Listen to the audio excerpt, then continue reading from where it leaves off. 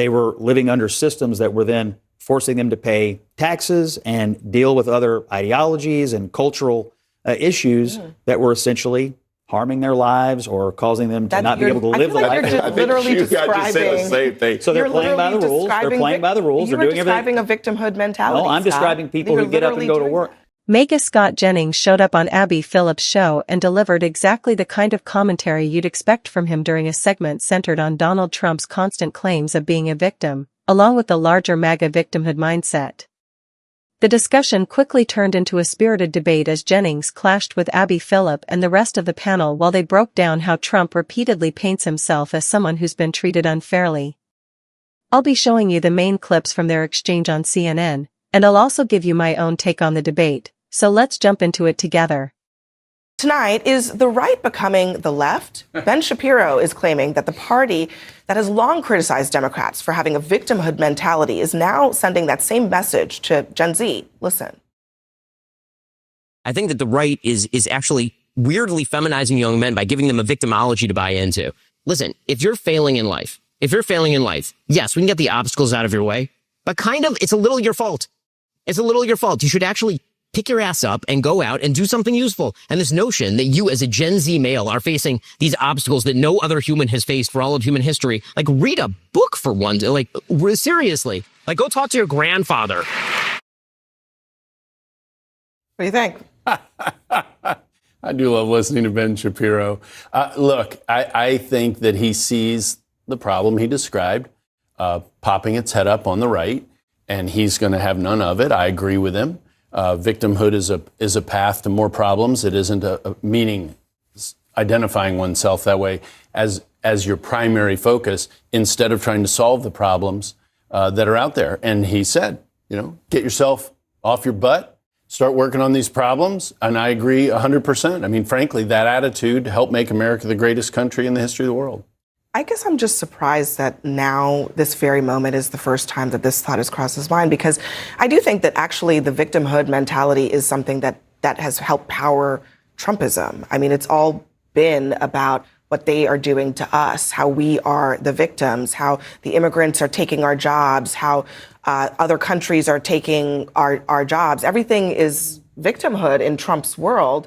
So this is not really all that new. I'm surprised. I disagree with your assessment. I mean, I think what drove a lot of President Trump's coalition is a whole bunch of people who felt like they were doing everything that they've been told to do. Get up every day, go to work, pay their taxes, take care of their families, play by the rules.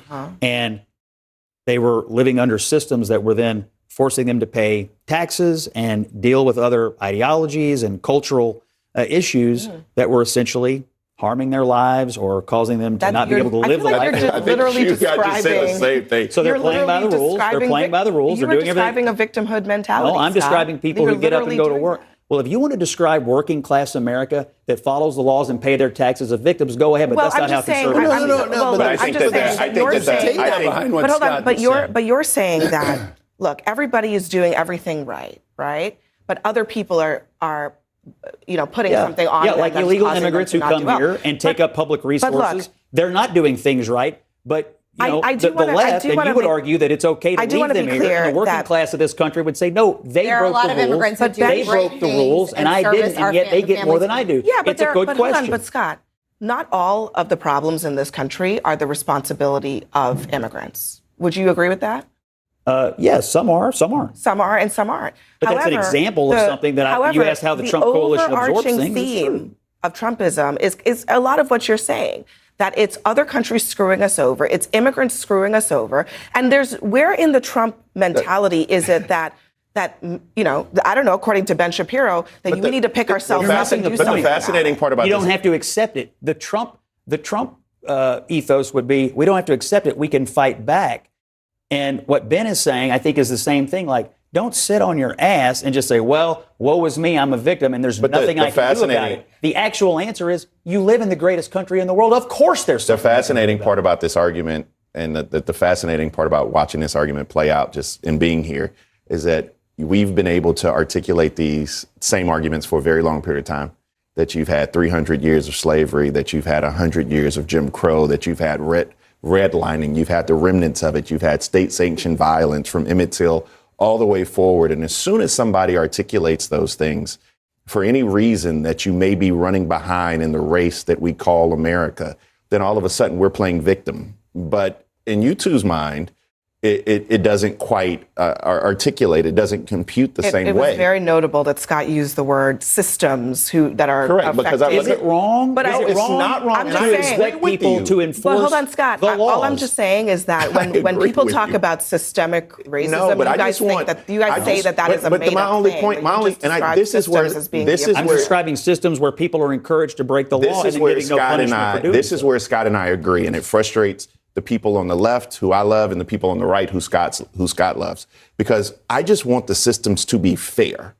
Like, I don't want the systems to pick winners and losers, but I want the systems to be fair. And I think Scott would agree with that as well. Let me jump in and agree but you on also one have to realize that for 400 years, they weren't, right? So we need to make sure that we do everything above and beyond. I can't make you dance. I just want everybody to have an opportunity to have an equal dance floor. Well, good news. I can't make me dance. So, but I think where have you been so long? Kind of connecting your comment to Abby's is the picking winners and losers. So you don't have to look Republican versus Democrat. You can look right inside the GOP at the Chamber of Commerce wing of the GOP versus ordinary people. And the Chamber of Commerce wing has been winning for most of my lifetime until along came a guy named Donald Trump. And he's very unorthodox and he does things a very different way. But he is within the GOP, he is changing that focus. The focus has shifted much more to regular people. Ken Cuccinelli's argument here is completely detached from reality, because you can't seriously claim things are shifting toward ordinary people when the president and his administration are openly channeling public money toward themselves. Trying to convince anyone that Donald Trump champions the everyday American is something only someone deliberately ignoring the obvious would buy. What really caught my attention, though, is Scott Jennings' claim about people who follow the rules, pay taxes, and then supposedly have to put up with different cultures or viewpoints. Because that attitude sums up today's right-wing mindset perfectly, a refusal to engage with anyone who isn't a straight, white, Christian man. Jennings' message is basically that if someone comes from a different background, isn't white, or isn't straight, he wants no part of them, and that's the core of modern conservatism, shutting out anything unfamiliar, rejecting any differing perspective, and pretending that living in a diverse society is some kind of burden. This is the same mentality behind MAGA's constant sense of victimhood, the belief that basic social responsibility is unfair to them, which we saw on full display during the pandemic when even the smallest inconvenience for the sake of someone else's health was treated like oppression. Jennings talks about playing by the rules, but people across all political backgrounds work hard, get degrees, pay for expensive insurance, and still end up bankrupt after an illness or an unexpected accident. And his response would simply be that the free market owes them nothing. And when dedicated workers take government jobs hoping for stability, a livable retirement, and reliable healthcare, MAGA leaders rush to slash their benefits, and Jennings never shows concern for them either. It's all empty nonsense, which is why watching Jennings and other MAGA loyalists whine about being mistreated or complain about immigrants they claim are somehow both draining every resource and taking every job and home at the same time, is as predictable as it is absurd. Than it ever was for most of my lifetime. The Chamber of Commerce is at the White House every single week. But that doesn't totally fine with the Chamber of Abby, Commerce. please. Meta, this isn't binary. Google, this isn't 0 or 1. Apple. Yeah, but you can't name call it. They a are Donald at the Trump. White House every single week. You cannot call a Donald Trump agenda a Chamber of Commerce agenda. They call him all the time and ask for carve-outs. They ask for breaks. They ask Which is for what carve-outs They're just tariffs. a big lobbying organization. I'm just saying, the individual companies that comprise the Chamber of Commerce, they don't have to go through the chamber anymore. They can just walk right in the front doors of the White House and get the things that they're asking for. You can't. I take your point about the populism that Trump ran on, but the governance of the Trump administration has been that if OpenAI needs something, if one of these other companies needs something, they call, and then he says, you know what, we're going to exempt you from this policy. How is that not a Chamber of Commerce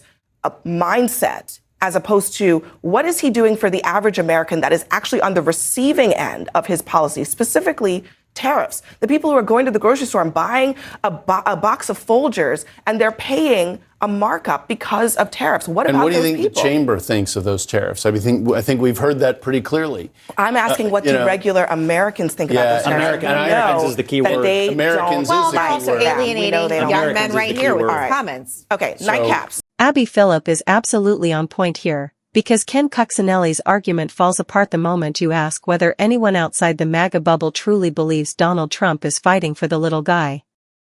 Even Scott Jennings, who plays the role of a loyal Trump defender, doesn't seem like he genuinely believes Trump is some champion of average Americans. He's a professional propagandist who earns plenty of money repeating these talking points on TV and through his own platforms. The sad part is that millions of ordinary people still think Trump is working for them, even though, as Abby suggests, it's hard to think of any modern president who has done less for regular Americans than Trump, especially given the money he's raked in through crypto schemes and other questionable ventures while in office.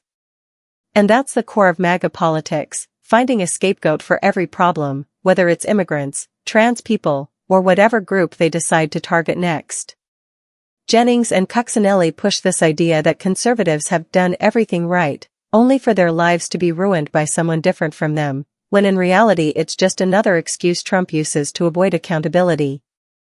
So the real question is whether you agree with Jennings and Cuccinelli's victim narrative, or whether you side with Abby Phillip, and even Ben Shapiro, who helped spark this debate, who argue that maybe MAGA needs to stop blaming everyone else and finally take responsibility for something. Share your thoughts in the comments, and I'll catch you in the next video.